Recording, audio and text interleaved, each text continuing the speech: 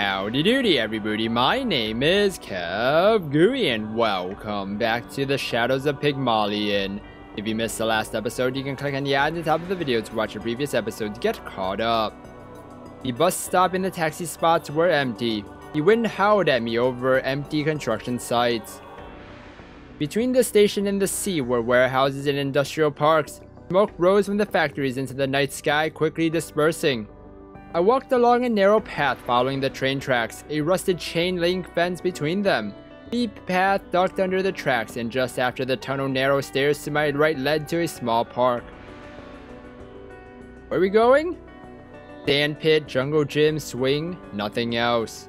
I looked around several times, bag over my shoulder, and cut across the park.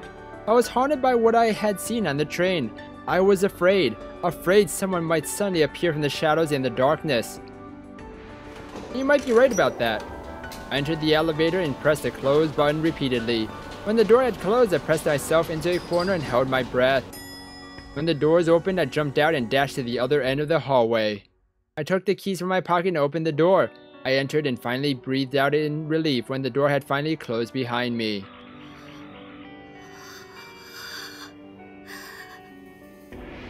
The tension left my body and I sank down near the entrance.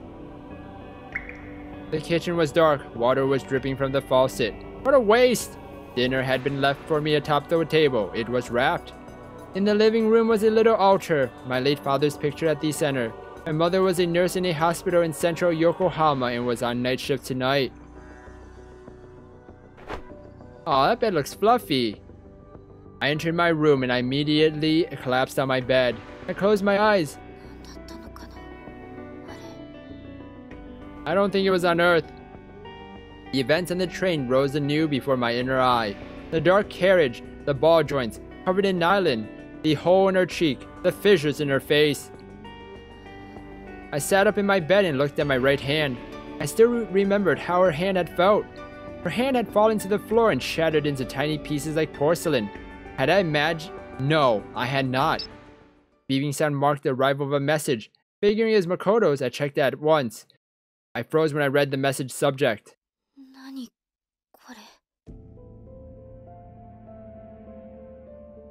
Subject DOLLS time 12/18/21x 5:54 p.m. JST.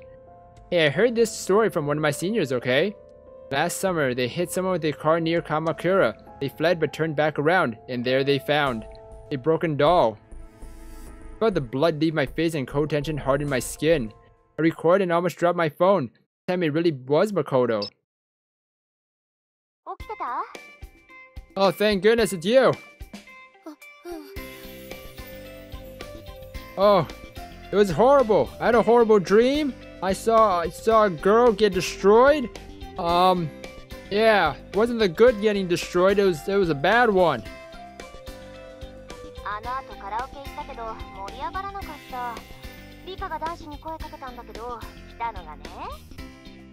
No one?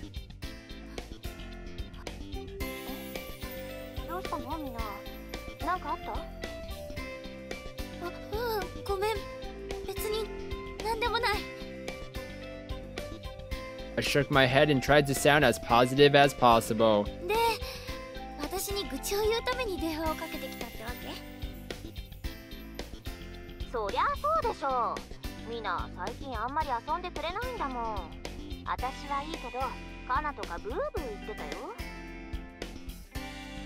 Listening to Makoto gave me peace. Makoto represents the normalcy of my life. You're fine, calm down, nothing has changed. Do not worry, the world has not changed.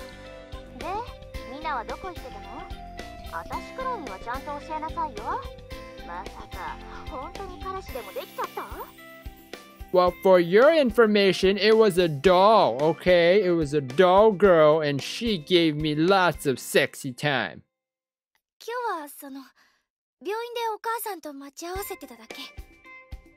Wait, what? No, she just said her mother was working. She's at the hospital. Like, working or... I mean, wouldn't they know that if her mother is actually sick though?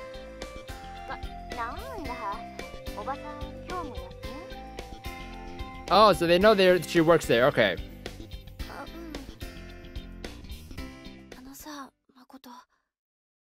Whoa, music shifted. I wanted to tell her what had happened. I wanted to tell everything to her and cry. I didn't know what to say or how to put it. Instead, I brought up the message I'd received.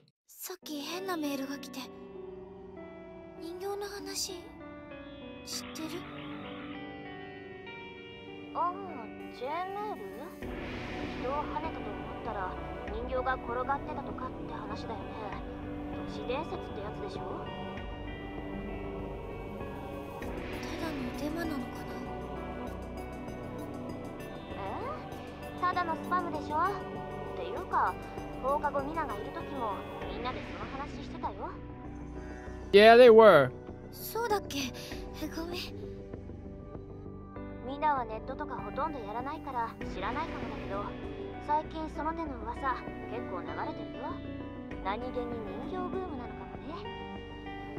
Why are dolls a thing now? No, why are dolls a thing now? This is not, no, this is no good.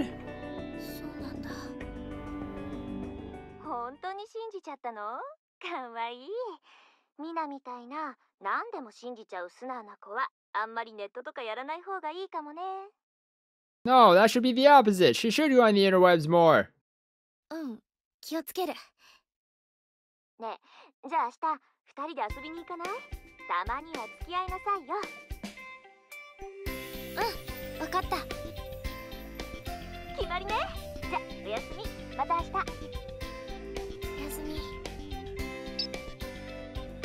Hung up inside.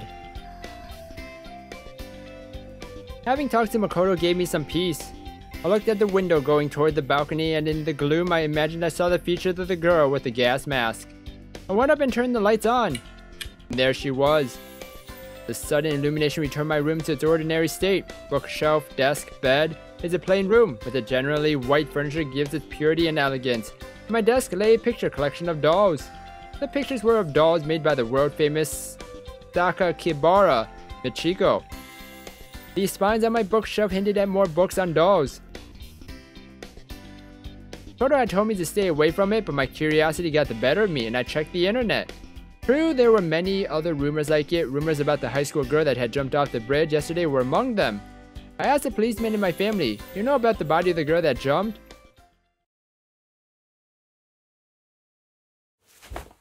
Pale moonlight fell in through the skylight and the black cloth draped over the pedestal slid off and fell to the marble. Head, hands, legs, torso, a girl in her school uniform taken apart on display. Cold moonlight caressed her cheeks, eyes closed, her eyelids stirred and slowly she opened them. Wait, is this Ruka?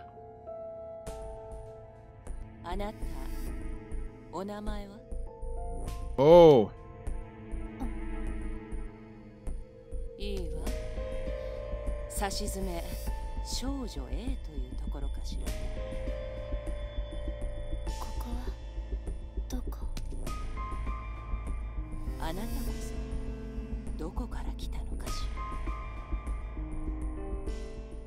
Ah. Okie dokie. Morning came. I was waiting in front of the station where we always meet when Makoto came, white breath rising from her mouth.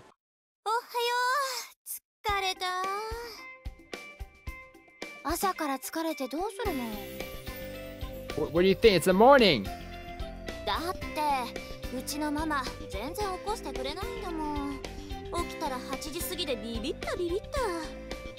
Began an alarm clock. See Makoto be her usual self put my heart at ease. Do not worry, the world has not changed.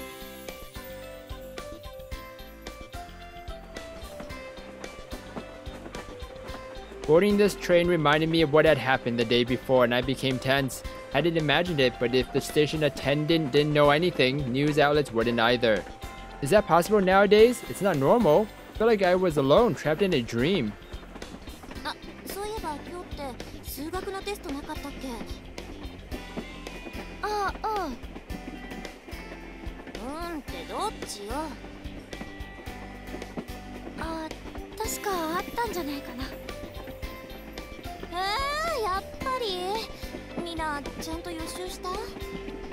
Nope.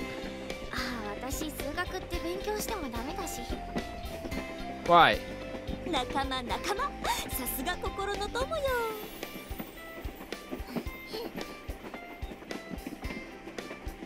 Ooh, nice scenery. I trundled along in our conversation and looked out the windows. The sea glittered beyond the factories and industry. The sky was cloudless and blue, and the sunlight glittered in the train windows like polished glassware. Do not worry, the world has not changed. The world hadn't changed. Nothing had changed. What I remembered of the day before had surely been some trick of the mind. Nothing that outlandish could possibly happen.